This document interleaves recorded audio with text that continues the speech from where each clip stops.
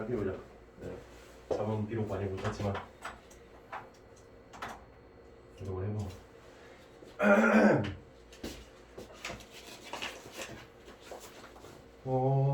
일단은 이 지문 들어가기 전에 먼저 얘기해보고 싶은 건 이 지문을 통해서는 이걸 한번 연습을 해봐. 학자별 비교를 해줘, 알겠지?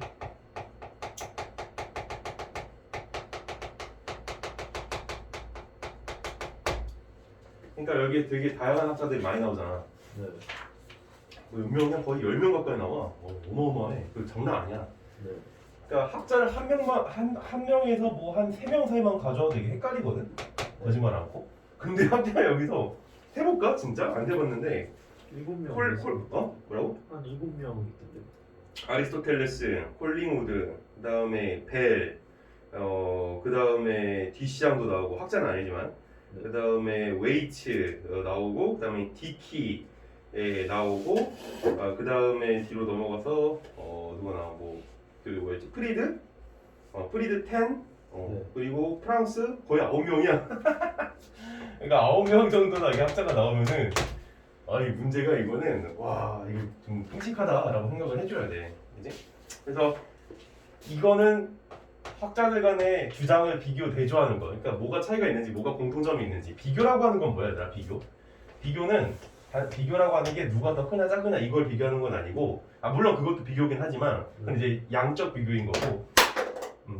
그 이런 이론학 지문에서는 공통점과 차이점을 파악할 수 있어야 돼. 이게 이제 비교야. 알겠어? 근데 우리가 이제 무슨 수적 비교를 한다고 했을 때 뭐가 더 많느냐 작으냐 그건 차이점이 되겠지. 굳이 따지지 않아요? 듣고 있어? 오케이. 난 너희 눈빛이 제일 중요해서 여기기 때문에.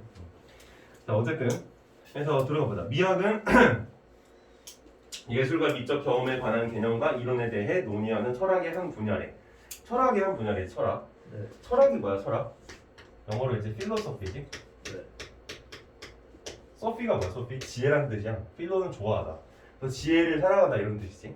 그래서 뭔가 파변적인 얘기를 하는 거야. 우리 인생은 무엇인가? 그렇지? 사랑이란 무엇인가? 행복이란 무엇인가? 뭐 이런 뭔지 알겠지? 네. 이제 관념적인 얘기를 하는 거지. 뭔가 뜬구름 그런 걸 철학적인 얘기라고 보통 얘기를 많이 하는데 네. 사실은 철학이 그렇게 항상 뜬구름 잡고 현실에서 동떨어져 있고 그렇지가 않아. 생각해보면 우리의 현실이 정말 많이 뿌리박혀 있는 게 철학이긴 한데 뭐 그런 얘기는 안 하도록 할게. 그냥 철학이 한 분야고, 그래서 미학의 문제들 가운데 하나가 바로 예술의 정의에 대한 문제래. 자, 써볼까? 지금 이 사람이 자신이 글을 쓰는 이유를 제시해주고 있어. 자, 미학이라고 하는 것은 하나의 철학으로서 예술을 어떻게 정의할 것인가. 이게 바로 이 글의 출발점이 되는 거지. 알겠어? 네. 그래서 이 사람이 도대체 어느 부분에 대해서 생각을 하고 있는지 정확하게 인지를 하고 넘어가자 이거야. 자, 예술이 자연에 대한 모방이라는 수식어지. 예술이 자연에 대한 모방이라는 아리스토텔레스의 말에서 비롯된 모방론. 자, 그래서 처음에 지금 나오고 있는 학자 다 써보자고. 네. 아리스토텔레스. 아리스토라고 쓰기 워낙 유명하니까. 그래서 뭐라 그래서 모방론. 모방론은 대상과 그 대상의 재현이 닮은 꼴이어야 한다는 재현의 투명성 이론을 전제한다. 그래서 재현의 투명성 이걸 써주면 되고,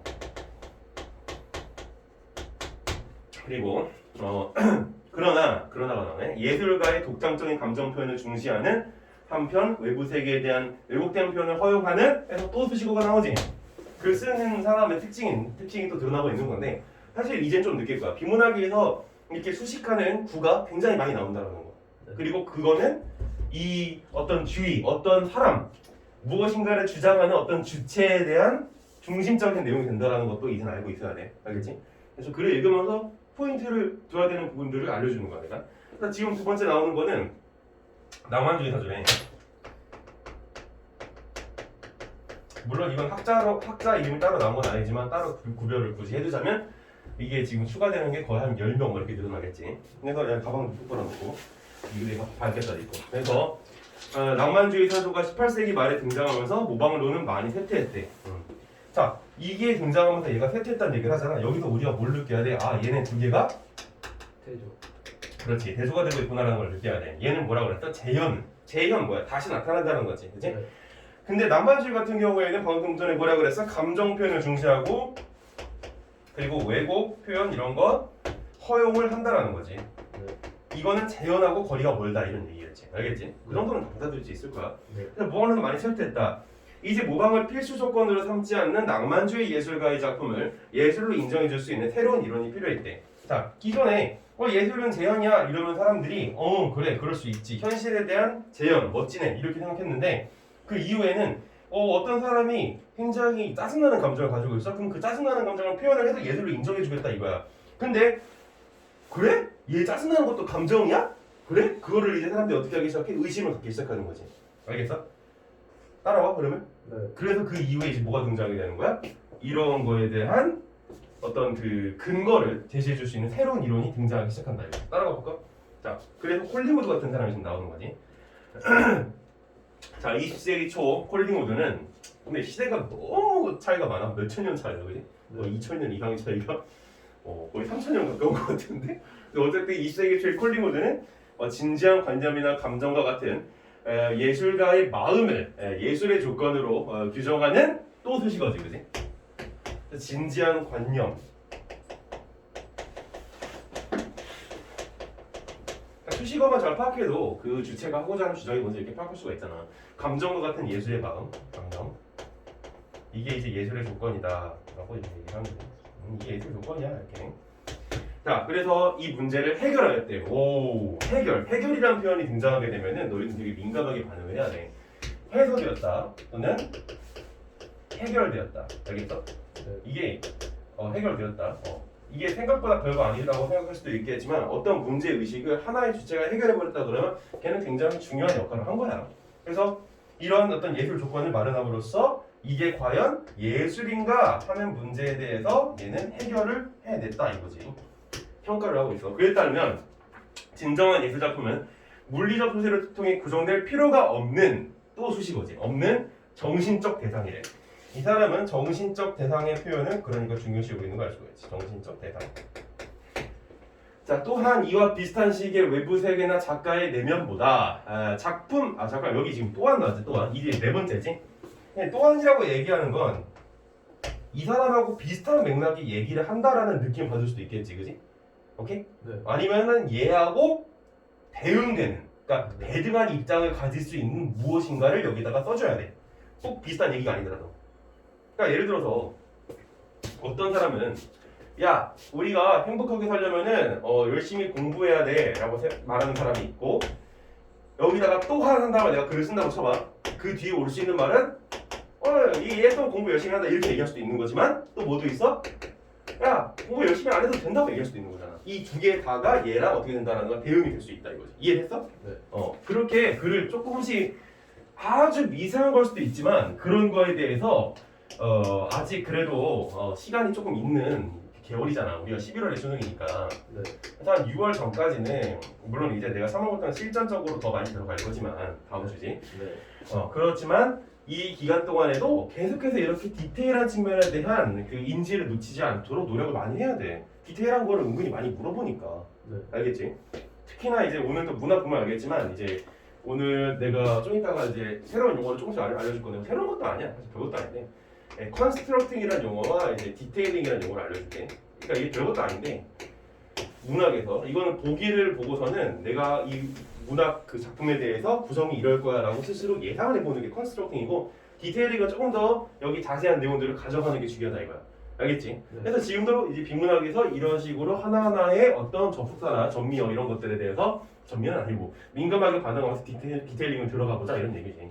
연습을 하자 이거야. 그래서 자 뒤에 반대되는 얘기가 나오는지 아니면 비슷한 문학이 나오는지 이와 비슷한 시기에 외부 세계나 작가의 내면보다 작품 자체의 고유 형식을 중시하는 또 수식어와 지겹다 그지? 형식론도 발전을 했다 이거지. 자 아까 전에 여기 이 친구 같은 경우에는 정신적 대상을 표현하는 표현론이었지. 얘는 낭만주의였고 그 다음에 지금 네 번째에서 등장하고 있는 것은 고유 형식을 중시하는 형식론을 얘기를 한대. 그러면 방금 전에 콜링우드가 얘기한 콜이라고 쓸게. 콜링우드가 얘기했던 것과 약간 다르지. 네. 네. 그래서 여기서는 지금 약간 다른 맥락의 측면에서 대등한 거를 열고 있구나라는 느낌을 받을 수가 있어요. 내가 처음 시작하면서 얘기했잖아. 이 기본은 뭐가 중요하다고? 비교 또는 대조라고. 근데 여기선 지금 또한 이런 거 읽으면서 그냥 아무 생각 없이 읽는 게 아니라 너희들이 이게 이제 비슷한 맥락일 건지 다른 맥락일 건지를 찾고 생각하면서 읽어야 된다고. 그래야 정확하게 너희들이 하나하나를 딱딱딱 찌르고 넘어갈 수 있지 않겠어? 알겠지? 자, 그래서 형식론, 벨의 여기 벨이 나왔지, 벨. 자, 벨의 형식론은 예술 감각이 있는 비평가들만이, 그러니까 누구? 비평가들, 크리틱스들만이, 비평가들만이 직관적으로 식별할 수 있대. 예. 그리고 정의는 불가능한 어떤 성질을 일컫는 의미 있는 형식을 통해 정의는 불가능하네. 그래서 의미 있는 형식이 있대지. 이걸 통해서 그 비평가들에게 미적 정서를 유발하는 작품을 예술 작품이라고 한대. 미적 정서. 누구한테? 일반인들이 아니라 예술가들한테. 뭔가 엘리트 중심적이지. 약간 이런 거를 이제 엘리트주의라고 얘기하거든. 그러니까 일반 대중이나 평민들한테 얘기하는 게 아니라 정말 미적 감각을 공부하는 사람들만이 이해할 수 있는 그 무엇인가가 바로 예술이다라고 얘기하는 형식론을 벨이 전개하고 있는 거지. 알겠어? 그래서 여기 지금 사실 네 가지의 이제 우리가 의견을 좀 볼 수가 있었고, 그래서 이런 이 사람들한테만 미적 정서를 유발하는 작품 예술 작품이라고 봤다 해서 여기까지 정리가 됐어. 자, 그다음에 내가 지금 글을 읽으면서 어떤 식으로 사고 방식이 들어가고 있는지를 계속 보여주고자 하는 거니까 잘 따라와야 돼. 자, 다섯 번째. 20세기 초반을 건너뛰어서 이제 20세기 중반에, 그러니까 1950년대쯤 되려나? 뒤샹. 혹시 이런 작품 본 적 있어? 변기가 여기 있어서 이거 샘 하고 끝났어. 이게 작품이야. 알아? 본 적 있어? 네. 그래? 근데 이 샘이라고 이렇게 얘기를 하는데 일반적인 변기랑 다를 게 없단 말이야. 그래서 여기서 이제 그거에 대한 이제 고민을 하기 시작하는 거야. 무슨 얘기냐면 저 변기는 왜 예술 작품이 되고 왜 일반적인 저 화장실에 있는 공중 화장실에 있는 변기는 예술 작품이 안 되냐 이거지. 알겠어? 그거에 대한 또 해명이 들어와야 될 거야. 미리 내가 얘기를 한 거지만 자 일단 지우고.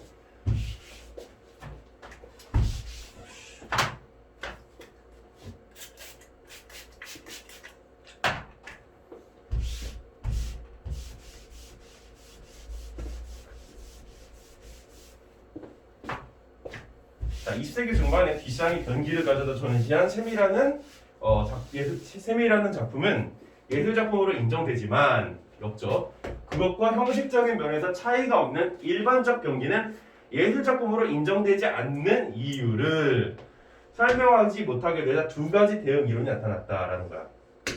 자, 여기서 일단 끊고 그냥 그렇구나 하고 따라가는 게 아니라 생각을 해보자 이거야. 자, 뒤샹이라는 사람이 샘을 만들었고 여기에서 이 사람이 예술 작품으로 삼은 이 사람이 예술 작품을 삼은 특정 변기가 있는 거고 아니면 일반 변기가 있는 거지. 변기 이러니까 좀 지저분해 보이긴 하지만 어쨌든 간에 그럼 왜 why 얘는 예술이고 그지? why 얘는 예술이 아니냐 이거야. 자, 여기서 예술이라고 정의를 지금 내리고 있잖아. 특정 변기에 대해서. 그럼 이 사람은 도대체 뭐를 근거로 해서 예술이라는 정의를 내릴까 했어? 이전에 콜리우드나 벨 같은 사람들이 얘기했던 걸 토대로 해서 예술이라는 얘기를 할 수 있었겠지. 이 사람들이 뭐라고 얘기를 했어? 예술가의 정신적 대상을 표현해 정신적인 어떤 그런 얘기를 했으면 그게 바로 예술이라는 얘기를 했었고 또 여기에서 이런 비평가들만이 이해할 수 있는 것이 의미 있는 형식이 있는 것이 예술이다라고 얘기를 했을 거 아니야. 이해돼? 네. 그러니까 이 사람은 나름대로 우리 예술가들 또 비평가들 전문가들은 이 변기에 대해서 예술이라고 이해할 수 있잖아. 그러니까 얘는 예술이야라고 얘기를 했을 거란 말이야. 분명히 그런 식으로. 진짜 그랬다는 게 아니라 그런 식으로 할 수 있었을 거란 말이야. 근데 여기 이거에 대한 저거에 대한 비판이 들어온 거야. 알겠어? 왜 얘는 그럼 예술이 아니야? 라고 물어보는 거 아니야. 차이를 이해하겠어? 그러니까 처음에 아리스토텔레스 낭만주의까지 가다가 여기에서 비판을 하면서 여기서 스파크가 팍 튀면서 또 다른 개념들이 나온 거고 알겠지? 그 다음에 이 이후에 또 이거에 대한 비평이 나오는 거야. 왜 이건 그럼 왜 예술인데 좀 더 구체적으로 말해봐. 디테일하게. 그러면서 여기서 또 비판이 등장한 거야. 그러니까 이거에 대해서 어떻게 해야 돼? 대응해야 되겠지. 그래서 대응 이론이 두 가지가 나왔다. 하나는 우리가 흔히 예술 작품으로 분류하는 미술, 연극, 문학, 음악 등이 서로 이질적이어서 그것들 전체를 아울러 예술이라 정의할 수 있는 공통된 요소를 갖지 않는다는 웨이츠의 예술 정의 불가론이래. 써볼까? 첫 번째. 자, 웨이츠의 예술 정의 불가론. 뭐 이상한 소리를 하지 갑자기 얘네들이. 예술 정의 불가론하다. 뭐라고? 예술을 정의라고 할 수 있는 공통된 요소가 없다. 예술이라고 하는 것은 공통된 요소는 없다. 이게 왜 이거에 대한 대응 이론이 될까? 이거에 대한 좀 더 생각을 해보자고. 자, 그다음 그의 이론은 예술의 정의에 대한 기존의 이론들이 겉보기에는, 그러니까 seemingly지, 영어 많이 쓰면 알잖아. seemingly 알아? 겉보기에는 명제의 형태를, 영어 시간 아닌데 약간 직업병인 것 같아. 자, 명제의 형태를 취하고 있대. 겉보기에는 저 자식들 겉보기에는 예술 같네. 그지만 뭐 역접이 있지, 또 벗이지. 사실은 인팩트지.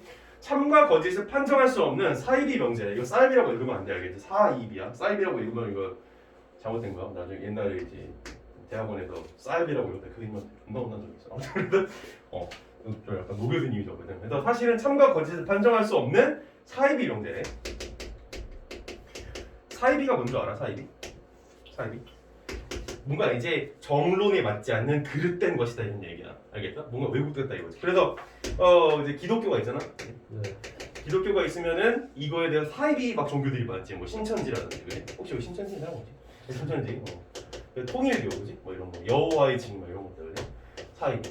약간 뭐가 왜곡돼 있어. 이 사람들이 펼치는 논리는 뭐냐면 지가 하나님의 아들이라 그래. 물론 대놓고 그렇게 말하진 않는데 은근하게 그렇게 말해. 얘 은근치 약간 통일교 때문에 이거 별로 얘기하는 거 안 좋아하는 거잖아. 장난이야. 사이비 명제 알겠지? 그래서 예술의 정의에 대한 논의 자체가 불필요하다는 견해를 대변한다. 그러니까 야, 이런 게 예술이라고 하는 게 딱히 공통 요소 없어. 뭐 하는 거야 저게? 야, 그러니까 논의 자체가 불필요하다. 이거 뭐 하는 거야? 회피지. 웃긴 놈이죠 아주. 근데 이런 것도 하나의 학설로서 인정을 받는다라는 거야. 어이없게도. 그래? 난 그냥 어이없어서 이거 보는 거. 회피한 건데. 어쨌든 비판을 했잖아. 야, 이거 왜 특정 경기 예술이 아니야 했는데 이 사람이 야, 그런 거 논의하는 게 아니야. 안 웃겨? 난 되게 웃겼어요. 근데 결국 그냥 다 예술이라는 거 아니에요? 그 약간 얘가 지금 펼치는 게 이거에 대해서 적절한 해명을 지금 난 못했다고 생각이 드는 거야. 나는. 네. 근데 어쨌든 간에 이 사람 뭐라고 얘기한 거야? 야, 뭐가 예술인지 뭐가 예술이 아닌지에 대한 공통 요소가 없다. 이런 식으로 뭔가를 예술이라고 정의하려고 하는 거, 그런 시도가 전부 다 뭐라고? 사이비스러운 거다라고 얘기를 한 거야. 네. 그래서 논의하지 말자 이런 거에 대해서는 이 신혼 같아. 죄송합니다. 근데 이 저명한 학자였겠지. 여기 이렇게 나올 정도면. 다른 하나는 예술계라는 어떤 사회 제도에 속하는 한 사람. 다른 하나. 여기서 다른 하나라고 하는 거에 대해서 읽으면서 별 생각 없이 있는 친구들은 생각보다 되게 많지. 지금 여기 다른 하나는 뭐야? 이 웨이치가 이거에 대해 대응을 한 것처럼 또 다른 대응이 나온 거다 이거야. 알겠어? 이렇게 읽어줘야 돼. 그리고 별 생각 없이 그냥 다른 하나, 뭐지? 이렇게 하지 말고 항상 글을 쓸 때는 위에 단락과 아래 나오는 단락들 간의 유기적 연관 관계가 분명히 있단 말이야. 특히나 이런 수능에서 나오는 글들은 교수님께서 정지해서 쓰는 글이기 때문에 네. 여기에서 그 앞에 내용하고 상관성 없는 얘기가 뒤에서 팍 튀어나올 이유가 전혀 없다 이거지. 알겠지? 당연한 얘기지만 네. 애들이 좀 착각하는 경우가 있어서. 그래서 어쨌든 이런 다른 하나는 예술계라는 어떤 사회 제도에 속하는 한 사람 또는 여러 사람에 의해 감상의 후보 자격을 수여받는 인공물을 예술 작품으로 규정하는 또 수식어. 이제 너무 많지. 그래서 디키의 제도론이 나왔는데 이름이 뭐 디키 이러니까 좀 귀엽네, 그지? 미키마우스 같이. 그래서 어쨌든 예술계라는 어떤 사회 제도에 속하는 한 사람 또는 여러 사람에 의해 감상의 후보 자격, 되게 중요한 키워드네. 후보 자격. 그래서 감상 후보 자격을 수여받은 인공물이 이런 게 바로 예술이다라고 이렇게 정의를 내리는 디키의 제도론. 왜 제도론일까? 제도라고 하는 게 뭐야? 제도. 약간 영어로는 institution 이렇게 얘기할 수 있겠지, 그렇지? 네. 근데 제도는 뭐야? 한 사회가 구성하는 거란 말이야. 개인이 구성하는 게 제도는 아니잖아. 네. 하다못해 우리 학원에서도 우리가 10시 반에 만나서 아침 10시 반에 만나서 수업하자. 그리고 2시간 동안 수업하자. 일주일에 2번 만나자, 3번 만나자. 이거 다 제도야. 네. 같이 합의를 하는 거잖아. 그렇지? 만약에 너희들 중에서 싫어요. 뭐예요? 아침 이렇게 10시 반에 일찍 만나요. 전 졸려요. 잘래요. 그러면 내가 못하겠지.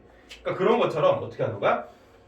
사회에 있는 구성원들이 어떤 예술 작품에 대해서 그 감상 후보 자격 있는 이런 어떤 그런 인공물들 있잖아. 그걸 이제 인정을 했으면 그건 예술 작품이다 이렇게 보자 시작한 거야. 알겠지? 자, 하나의 작품이 어떤 특정한 기준에서 훌륭함으로 예술 작품이라고 부를 수 있다는 평가적 이론들과 달리 그 어떤 특정한 기준이라는 어떤 그 키워드를 여기서 얘기해줬어. 이 사람이 그렇다는 게 아니라 일반 이론들이 그렇다는 거야. 알겠지? 네. 특정한 기준에서 훌륭하다라고 부를 수 있는 이런 평가적 이론들, 이걸 이제 평가적 이론이라고 얘기를 한대. 이런 평가적 이론들과 달리 디키의 견해는 일정한 절차와 관리를 거치기만 하면 뭐라고? 일정한 관리와 절차를 거치기만 하면 모두 예술 작품으로 볼 수 있다는 분류적 이론이에요. 자, 이 자식은 뭐라고? 일정 절차를 거치기만 하면 인정할 수 있는 분류적 이론이래. 자, 예술의 정의와 관련된 이 논의들은 예술로 분류할 수 있는 작품들의 공통된 본질을 찾는 시도이자 예술의 필요 충분 조건을 찾는 시도이다 라고 이렇게 얘기하고 가는 끝났지 지금 이렇게 해서 알겠지? 네. 근데 이 가만에서 지금 몇 개가 나왔어? 한 7개 정도가 나왔어. 그럼 끔찍해 지금 보면은.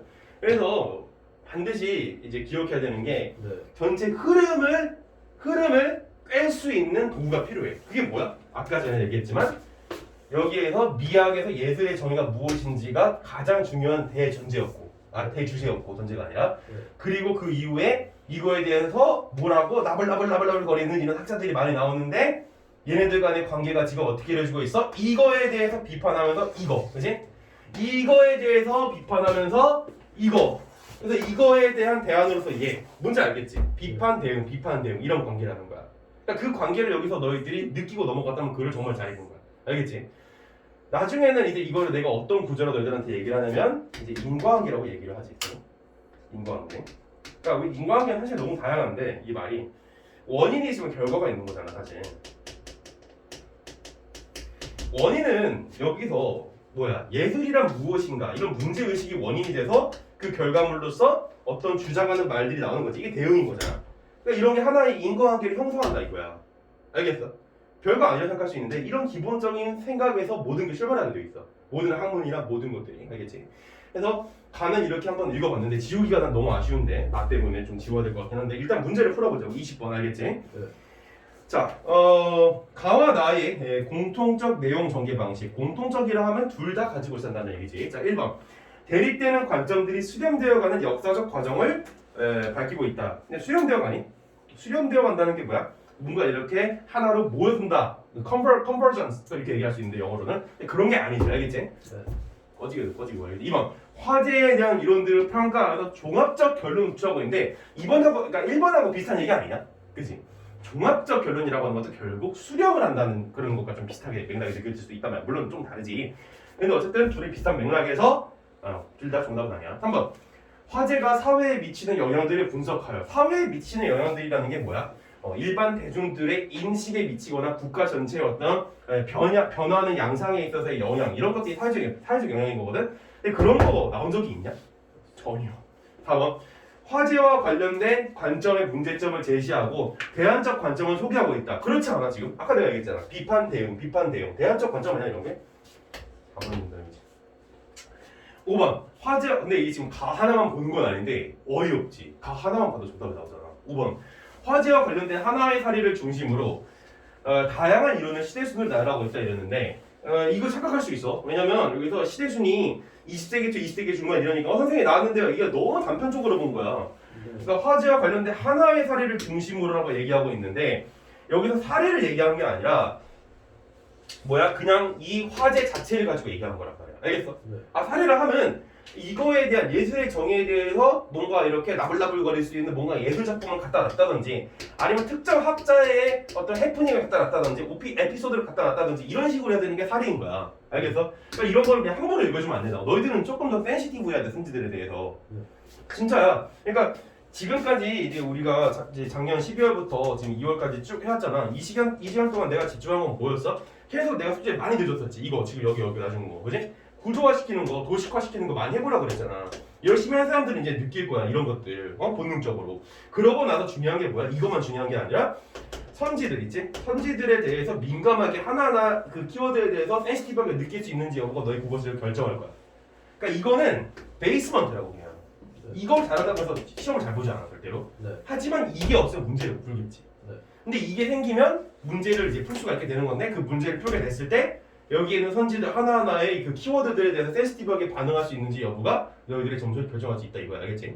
네. 내가 왜 이런 것들 이렇게 다 디테일하게 얘기를 해주냐면 나도 국어 영역 때문에 무지하게 고생했던 사람이고 힘들다고 느꼈어. 이게 점수가 오르긴 하나? 이런 식으로. 근데 오르기는 올라. 근데 이게 다른 과목들 같은 경우에는 점수가 그래도 영어 같은 경우에는 이게 좀 이러다가 팍 올라가는 케이스가 금방 찾아오거든. 생각보다는. 물론 이것도 오래 걸릴 수도 있지만 근데 국어는 와 이게 가도 끝이 안 보이는 게 국어야. 그거 잘 생각해야 돼 이거.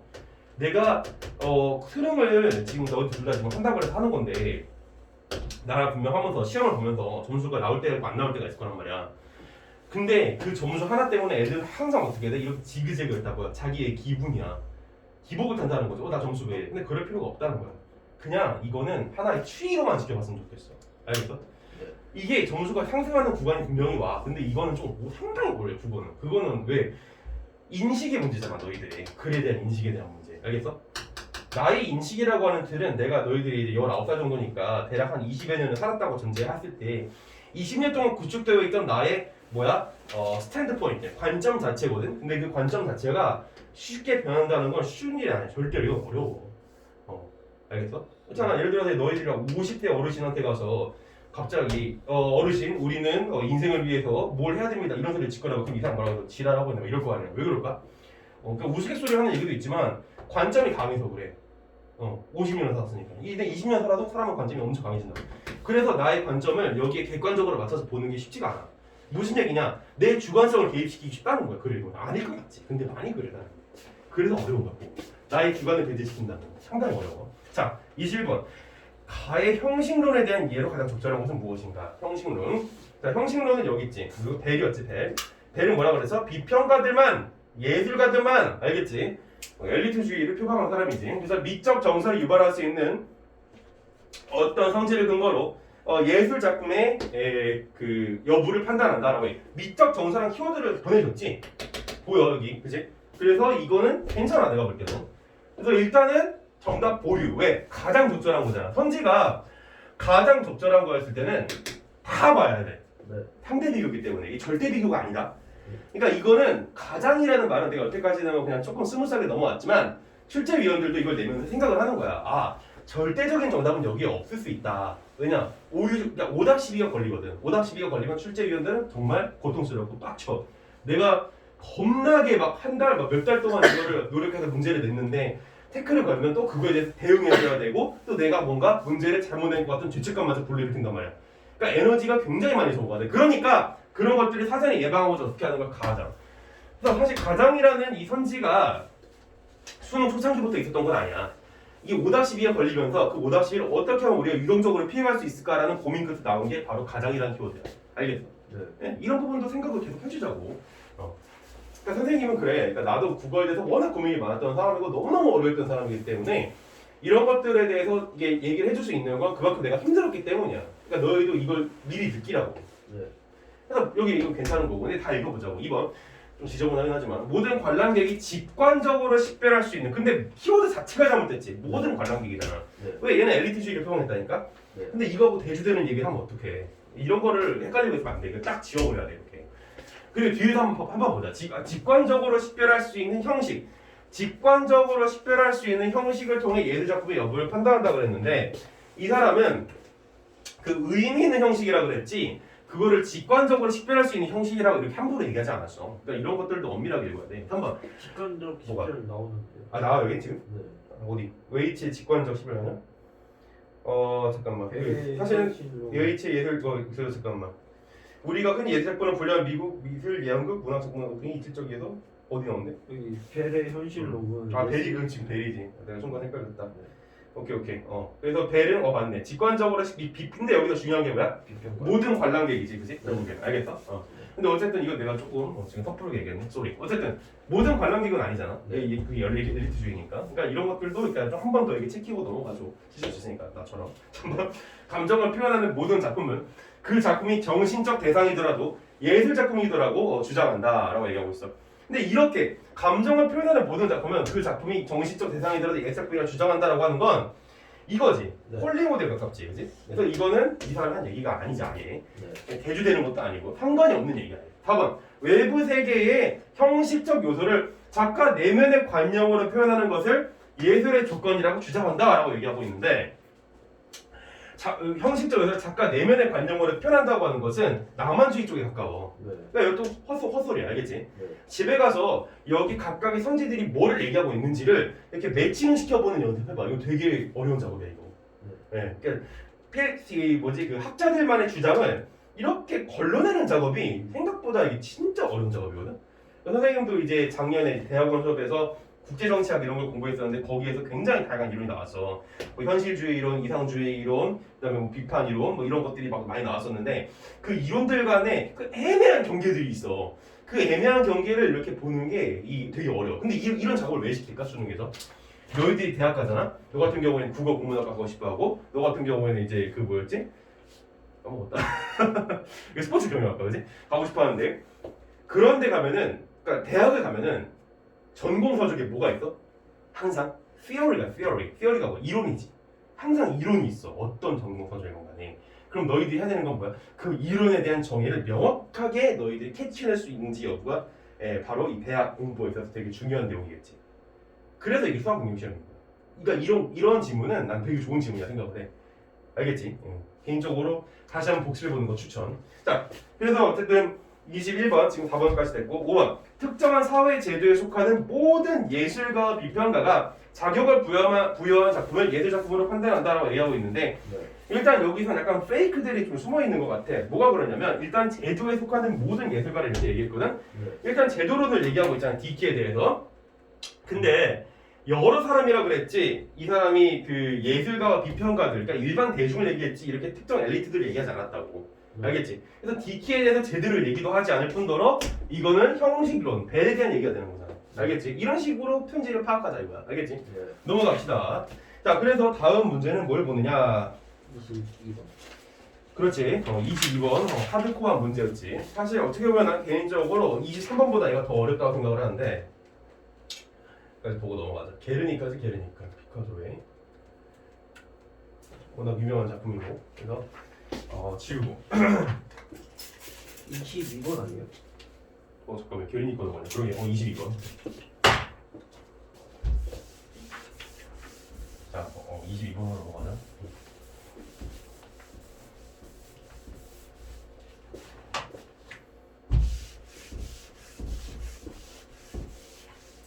게르니카가 나와서 하는 말인데 피카소가 게르니카를 한 번에 그리지 않았어. 계속 수정하면서 그렸어. 어쨌든 뭐 딴 얘기였고. 자, 22번.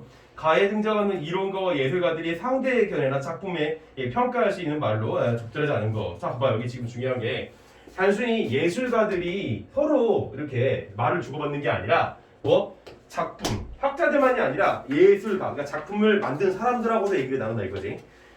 넘어가자. 그래서 적절하지 않은 거 찾으래. 1번. 모방론자가 뒷장에게 모방론자 아리스토텔레스가 뒷장 누구 샘 만든 놈이지. 다 기억해야 돼 이렇게. 머릿속에 딱 상을 가지고 있어야 돼. 알겠어? 네.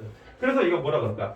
당신의 작품 샘은 변기를 닮은 것이 아니라 변기 그 자체라는 점에서 예술 작품이 되기 위한 필요 충분 조건을 갖추고 있습니다. 이렇게 얘기해. 맞아 틀려? 틀린 것 같은데. 왜? 모방은 그냥 베낀 거 아니에요? 아니 그럼 그 자체라고 하는 점에서 베낀 것도 되는 거 아니야? 그 자체라는 점이라면 그 베낀 거 아니야 그럼? 그렇잖아. 네. 그럼 맞는 얘기 아니야? 오빠 내가 페이크를 주니까 흔들려 이게. 그렇잖아. 뭐야? 닮은 것이 아니라 변기 그 자체라고 얘기하잖아. 이거는 모방이 아니라 뭐야? 아예 그냥 재현이지 재현. 완벽한 재현이야 그것도. 네. 이게 이제 예술의 필요 충분 조건에다 얘기를 했냐 이거야. 우리는 이렇게 생각해. 모방. 아 모방이니까 사물을 있는 그대로 똑같이 재현한 것도 모방 아닌가? 뭐 한 거야? 내 주관 개입시킨 거야. 그렇지 않아? 네. 진짜 그래 안 그럴 것 같지 많이 그래. 근데 이 사람 뭐라 했어? 아리스토텔레스 재현의 투명성 이러냐고 얘기하면서 모방 사물에 대한 닮음을 주장했다 이거야. 알겠어? 네. 그래서 모방론자가 그 자체라는 점에서란 얘기를 할 이유가 전혀 없다 이거지 사실은.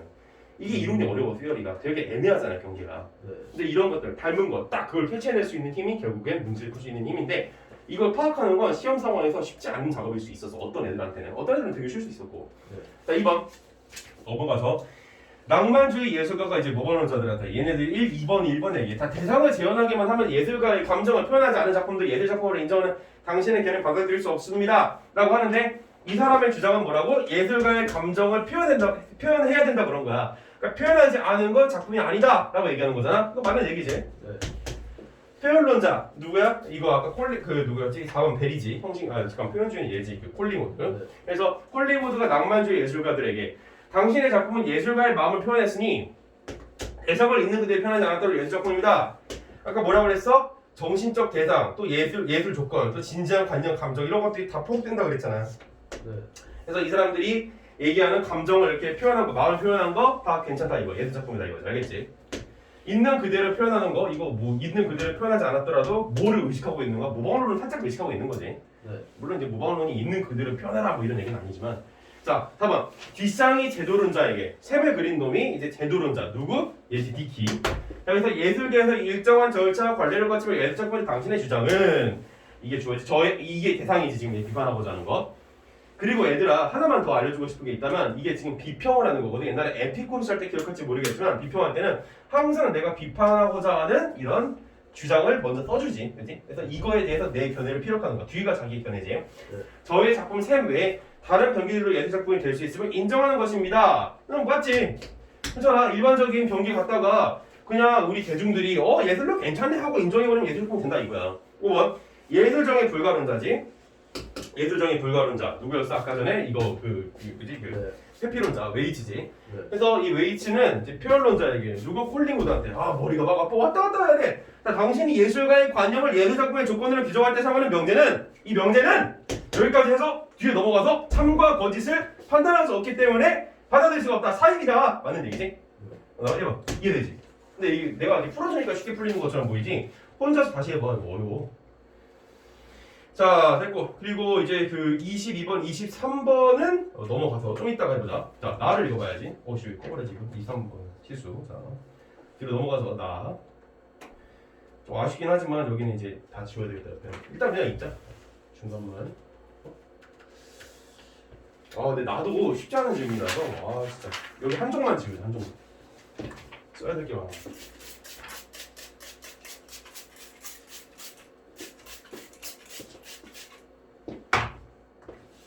집에 가서 꼭 반드시 이 질문은 복습을 해줬으면 좋겠어. 가치가 충분해. 되게 좋아. 난 글을 되게 좋다고 생각해. 왜? 왜 좋을까? 계속해서 어떤 특정 주제가 나왔을 때 그 주제에 대해서 한 가지 얘기만 디테일하게 들어가는 게 아니라 여러 가지 이제 대안들을 내놓음으로써 그 대안들 간의 상관성을 생각해보게 만드는 지문이거든.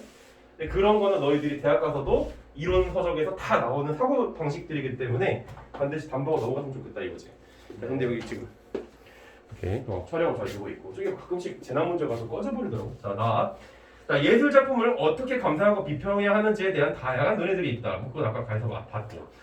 예술 작품의 의미와 가치에 대한 해석과 판단은 작품을 비평하는 목적과 태도에 따라 달라진다라고 하고 있어. 자, 뭐에 대한 의미와 판단, 가치에 대한 해석과 판단, 뭐에 대한 예술 작품이지. 네. 예술 작품. 힘든 줄 알았어. 예술 작품. 빨간색은 맨날 쓰시거든요. 예술 작품. 에 대한 판단이 이 작품을 비평하는 목적 and 태도에 따라 달라진다라고 이렇게 얘기를 하는데, 자, 계속 가보면 예술 작품에 대한 주요 비평 방법으로는 맥락주의 비평, contextual critics, 맥락주의 비평. 너무 영어 수업 시간인데 미안하다. 시간이라고 그래. 맥락주의 비평, 형식주의 비평, 그 다음에 인상주의 비평이 있다. 자, 여기서 이제 한 가지 내가 얘기하고 넘어가고 싶은 거. 뭐하고 있잖아. 범주 시키고 있지, 그지? 그때 우리 여기 지금 질문했던 것 같은데, 그지? 범주화 시키는 그 중심 요소가 뭐냐, 그지? 중요한 게 뭐냐? 별거 없어. 그냥 나열하면 그게 이제 범주가 되는 거야. 생각보다 그렇게 대단한 게 아니야. 그냥 내가 어떤 특정 주제에 대해서 1번, 2번, 3번 얘기할 거다 그러면 1번, 2번, 3번이란 범주가 그냥 생긴 거야. 끝. 심플하지. 그냥 간단하게 받아들이면 좋을 것 같아. 그래서 너의 질문에 대한 대답이 됐으면 좋겠고, 그래서 맥락주의에서 근데 조금 더 디테일하게 질문하고 싶은 거 있으면 하도록 하고, 형식주의 비평, 인상주의 비평. 좀 이따 쉬는 시간에 질문 찍었다. 깜빡했다. 그래서 어쨌든 이거에 대해서 이 사람이 얘기하는 거 봐야 되겠지. 자, 그래서 기억, 맥락주의 비평. 그래서 이거는 주로 예술 작품이 창작된 사회적, 역사적,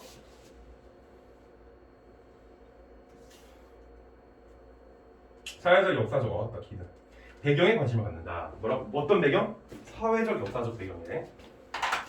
자, 근데 사회적, 역사적 배경에 관심을 갖는다는 얘기는 이게 무슨 얘기인지 이걸 어떻게 받아들여야 되냐면, 그러니까 예술이 아까 전에는 저런 가의 글에서는 어떤 예술가 개인이 가지고 있는 관념이나 마인드, 생각 이런 걸 중요시 여겼잖아. 그러니까 이거 예술이 그냥 예술가가 가지고 있는 단편적인 그런 사고방식에서 나온 게 아니라 그 예술가가 가지고 있는 사고방식과 그 마인드가 전부 다 사회 역사적 배경주의로 흘러가게 된다라고 하는 거시론적 관점을 얘가 지금 우리한테 보여주고 있는 거야. 느껴져? 이거 이 질문 되게 어렵지, 그지? 그래서 비평가 누구 텐, 중국인 같아. 텐이 나와 갑자기. 10이야 이름이 왜? 그래서 그만하고 저희 텐은 예술 작품이 창작된 당시 예술가가 살던 시대의 환경, 정치, 경제, 문화적 상황을 다 보겠다 이런 거야 이거. 작품이 사회에 미치는 효과, 사회에 미치는 효과. 그래서 아까 전에 우리가 봤었던 그 21번인가에서 이런 문제가 나왔던 거구나, 그지? 이렇게 딱 알면 되겠지. 문제는 다 풀어버렸으니까. 사회에 미치는 효과 등을 예술작품 비평의 중요한 근거로 삼는다. 오케이. 자, 그래서 예술작품을 이제 판단할 때 있어서 이러한 배경을 가지고선 예술작품을 판단해 본다 이거지. 특히나 예술작품이 사회에 미치는 영향, 알겠지?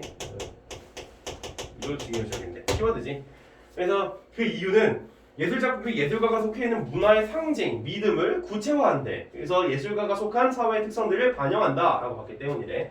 자, 그래서 뭐라고? 상징, 믿음의 구체화, 그 다음에 특성들 반영을 한대. 그냥 이건 내가 한번 써봤어. 그래서 중요한 건 아니지. 이게 중요한 거야. 그래서 또한 맥락주의 비평에서는 또한 그러면 뭐라고? 대등한 게 나오거나 조금 반대되는 얘기가 나올 수도 있다고.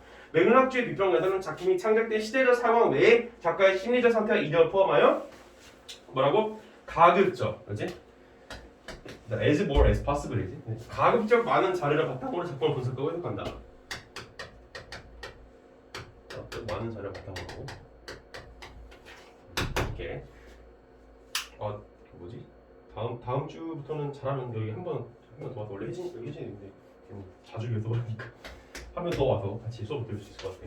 어쨌든 그러나 객관적 자료를 중심으로 작품을 비평하려는 맥락주의는 뭐라고? 객관적 자료를 중심으로 작품을 비평하려고 한대. 그러니까 이게 뭐냐면 선생님 같은 경우에는 이런 걸 딱 읽었을 때 객관적이다 생각은 안 들어 사실. 그렇잖아. 사회적 역사적 맥락이라고 하는 건 어떻게 보면 주관적일 수도 있다는 생각을 갖게 된단 말이야. 네.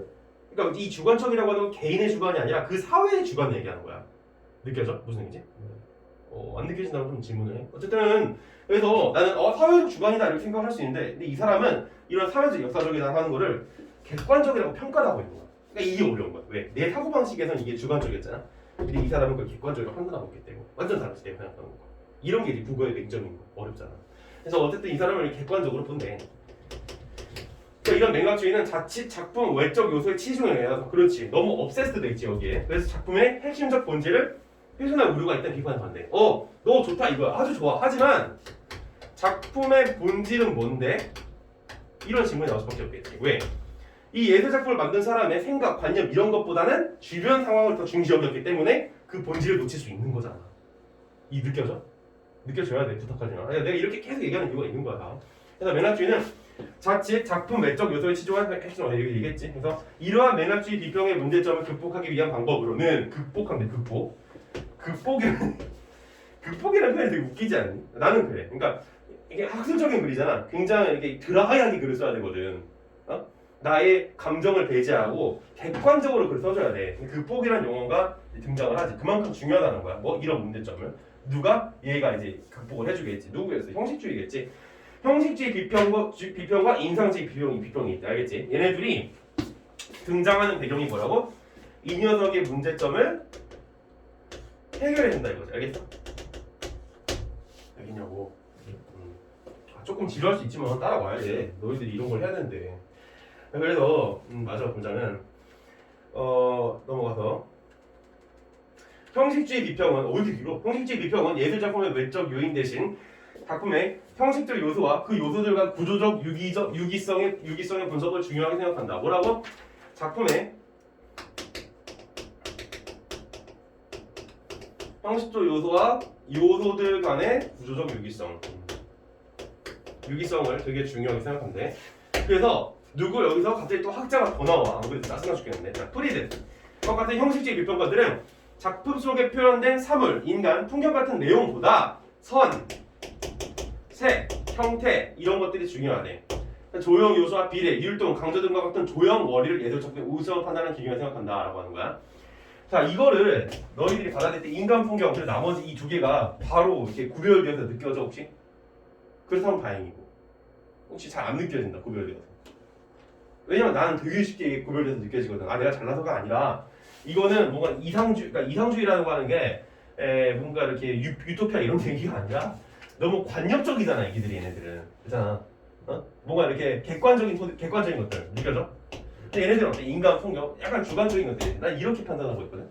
늘 느껴지는 게. 그럼 괜찮고. 이게 별거 아닌 것 같지만 국어 그리기 할 때 이런 디테일한 어떤 그런 그 컨텍스추얼라이즈 하는 거, 그러니까 범주화시키는 게 되게 중요해. 그러니까 왜 그런지 나중에 조금 어려운 문제 나오면 느끼게 되는 게 있을 거야. 자, 넘어가서 인상주의 비평은 모든 분석적 비평에 대해 회의적 시각을 가진대. 이 자식 웨이치랑 비슷하네, 그렇지? 그렇지 않냐? 웨이치가 아까 어떻게 했어? 야 예술 작품이 뒷장 같은 놈이 샘 이런 거 그렸는데 그게 예술이 왜 되냐? 한 질문을 던졌을 때 웨이치가 어떻게 해서 야 예술은 전혀 없어. 아마 도망가 버린단 말이야. 근데 얘 또 뭐래 이제 인상주의 비평은 분석적 비평에 대해 회의적이래. 역시 분석적 비평이라고 하는 게 뭐야? 분석적 비평. 뭔가 대상에 대해서 참과 거짓을 판단하는 거야. 아까 얘기했잖아 웨이치가 그거랑 비슷한 거라고.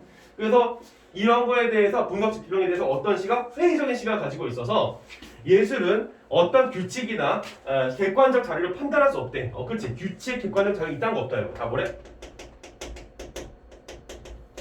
자 여기서 근데 다시 한번 상기시켜 넘어가야 되는 거야. 얘가 뭐라 그랬어? 예술 작품의 본질을 놓치고 있다고 그랬지. 그래서 얘네들이 등장한 거지. 얘는 뭐라 그랬어? 예술 작품 본질을 위해서 천, 색, 형태를 보자. 이렇게 얘기하고 얘는 뭐를 얘기하는 거야? 예술 작품의 본질을 위해서 규칙과 객관성 이런 건 배제시키자 이러고 있는 거야. 이렇게 읽어야 된다고. 그냥 규칙, 객관성 없네? 이게 아니라 이게 왜 등장했는지를 계속 보자고. 알겠지? 대응 관계잖아. 꼭 복습해봐 집에 가서 다시 한 번 더. 자, 홀류가 비평하는 대작들과 자기 자신의 영혼의 모험들을 관련시킨다. 영혼 막 소울까지 나왔어. 자, 그러니까 이렇게 말하는 비평가 프랑스의 말이잖아. 프랑스 사람인가? 프랑스 사람인가? 안 찾아봤어 몰라. 자, 인상주의 비평은 비평가가 다른 저명한 비평가의 관점과 상관없이 자신의 생각과 느낌. 그러니까 정말 얘는 뭘 강조하는 거야? 리얼하게 주관성을 강조하는 거지. 자신의 생각만 표현하면 된다. 약간 낭만주의랑 비슷하지. 그래서 자신의 생각과 느낌에 대한 자율성과 창의성을 가지고 비평하는 것이다. 즉 인상주의, 즉 중요하지. 왜냐하면 내가 여기서 느꼈던 어려운 표현을 조금 구체시켜주는 거니까. 인상주의 비평가는 작가의 의도, 그 밖의 외적 요인들을 고려할 필요 없이, 그렇지? 비평가의 자유의지로 무한대의 상상력을 가지고 작품 해석가를 만든. 와, 나 진짜 이거 읽으면서 내가 공부하는 정치 외교학과 이 미학이라고 하는 건 너무 다른 얘기, 너무 다르다는 느껴요. 그냥 정치 외교학과에서 뭔가 굉장히 엄밀성을 추구하거든. 근데 이 사람들이 말하는, 그러니까 얘네들이 엄밀하지 않다는 얘기는 아닌데 이 사람들이 말하는 이 이론 자체가 굉장히 특이하다. 이 무한대의 상상력 이런 얘기 쉽게 안 하거든. 학자들에서. 너희들 그러니까 이런 거에 드라이한 글들에 대해서 지금 지루할 수 있겠지만 선생님처럼 이렇게 흥미돼가지고 읽을 수 있어야 돼. 비웃었냐 지금? 리얼하게 진짜 나는 그렇게 생각을 해. 듣느라고 고생했고. 자, 그 다음에 이제 문제 풀어보자. 알겠지 이제? 너희들 위해서 하는 얘기니까 자세히 들어. 자, 그래서 그 22번 넘어가고 이거 풀었고 23번 봐야지. 네. 자, 다음은 비평문을 쓰기 위해 미술 전람회에 다녀온 학생이 가와 나를 읽은 후 작성한 메모의 일부이다. 메모의 내용이 적절하지 않은 거. 자, 여기서 중요한 키워드는 뭐였어? 가와 나를 읽은 후인